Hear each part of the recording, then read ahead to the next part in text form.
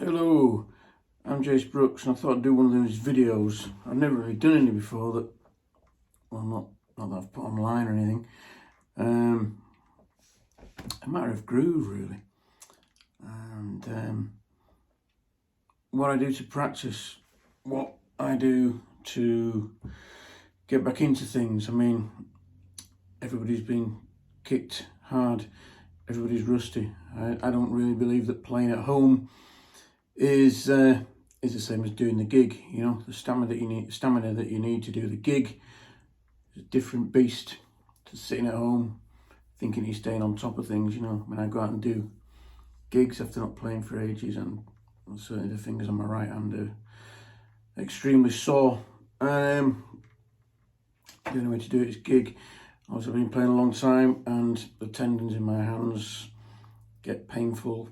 I kind of noticed recently, after doing a couple of gigs, that the tendon on my second finger was really sore at the knuckle.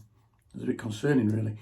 But that seems to have subsided. I've done a few more gigs, so maybe it was just some muscle strengthening and tendon strengthening that was needed, etc. But I started just playing around, just warming back up again, and I just started playing this thing over like G and F, really, G major, F major, and really it's pretty much ripped off Donald Fagen, Steely Dan, Donald Fagen, Steely Dan, the Nightfly album, a song called Ruby. Will Lee, I believe, played the original, and so it's kind of pretty much that, but maybe with a couple of extra bits. And I thought it was pretty good just to get yourself working, because this thing that I'm doing, which like I say is just pretty much a rip off of the Will Lee thing anyway, but this thing that I'm doing is it kind of uses everything. It uses all four strings, it's using damping, it's using open strings, it's, you know, a little bit of raking and stuff. There's kind of all sorts in it, and well, when I say all sorts, there's everything you need to get your hand back in shape, really. Well, I believe anyway, it's a good exercise. It's certainly not the only one. It's kind of a weird thing, you know, you're practicing modes and scales and things like that. For me, it's got to be musical. It's got to relate. It's got to relate to something. It's got to be relatable. I just kind of find sitting there over and over and over again, playing, you know, different modes, scales, arpeggios and things like that. It's good, and you know, you need it in your playing, of course, but there just needs to be something more inspiring, I think, in your practice anyway. So this thing is essentially, for trouble with this lead, actually, I'm just sounding like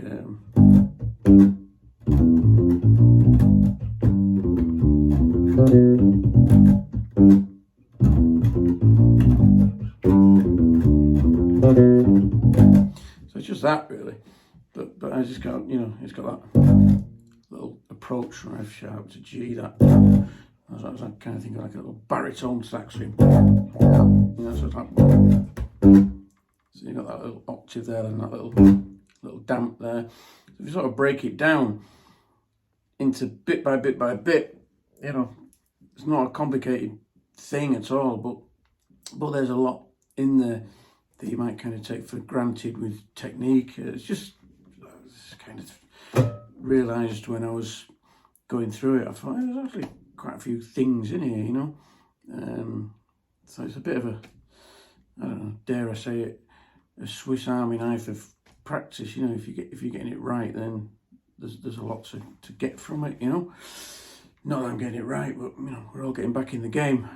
So yeah, so you've got that little slide there, then there's a little octave there, and then obviously just, you see my left hand, it's lifting off to damp that, so, and then like a, from the B, C and D, like a,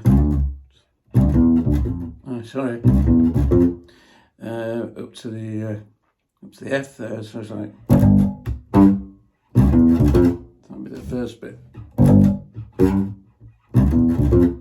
Then the next bit would be, so you get that. So the little from B to C, up to approaching up to D, to play the E, and then the E and the F. So, and then open A. Or you could also go, you could play G on the E string if you want. Doesn't really matter. It's just for the purpose of exercise, but so it's quite good to put the 9 in there, the second, depending how pedantic you're being. So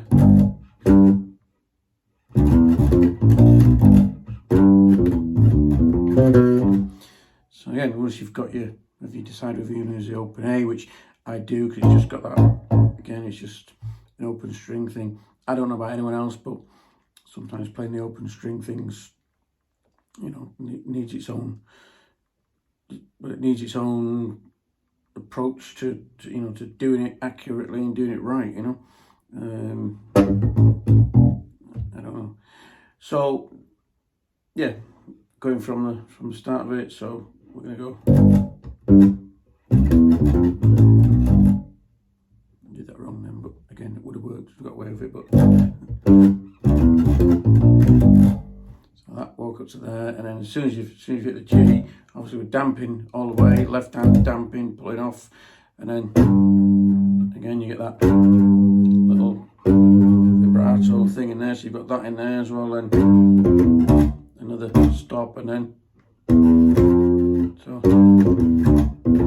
up to the G string, little thing.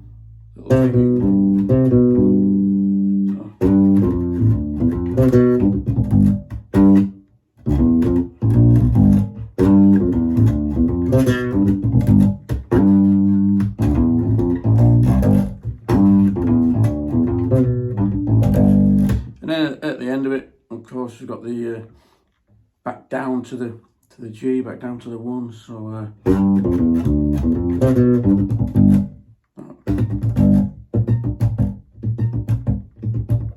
little rake.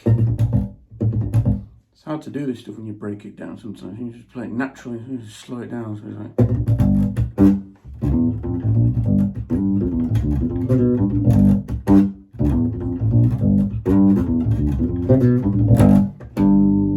Anyway, I hope that is of some use to somebody. I think it's quite a good exercise. Get that down, play it quick, play it slow, play it hard, play it soft, loud, quiet, mix them up, play it, of course, in every key. Just keep shifting up. As a good friend of mine once said, it's easy for you bass players, just shift it up one and do the whole thing over and over again. Of course, it sounds different tonally and it can just kind of throw you out sometimes. Maybe things like that. But yeah, give it a whirl, give it a try. Let me know in the comments what you think. If you think it's crap, then fair enough. And if you get some use from it, fair enough. But either way, keep grooving.